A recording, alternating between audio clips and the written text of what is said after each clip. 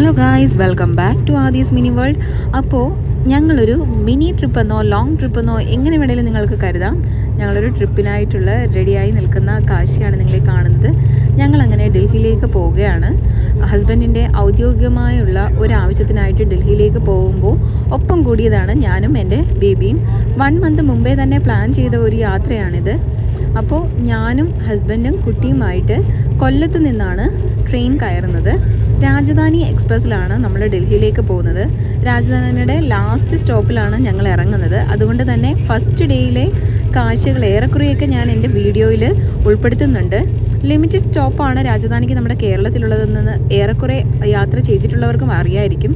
അപ്പോൾ യാത്ര ചെയ്തിട്ടില്ലാത്തവരിലേക്കാണ് രാജധാനിക്ക് കേരളത്തിൽ ലിമിറ്റഡ് സ്റ്റോപ്പുകളാണുള്ളത്.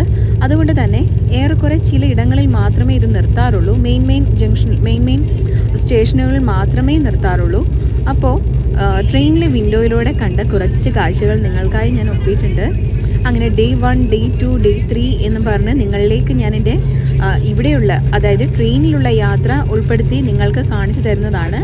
അപ്പോൾ ഡേ 3യിൽ കാണുന്ന വീഡിയോയ്ക്ക് ശേഷം പിന്നെ കാണുന്നത് നിങ്ങൾ അവിടെ വളരെ പ്രധാനപ്പെട്ട കുറേ സ്ഥലങ്ങളായിരിക്കും. അപ്പോൾ നിങ്ങളും പോരെ എന്നോടൊപ്പം എൻ്റെ കാഴ്ചകളിലേക്ക്.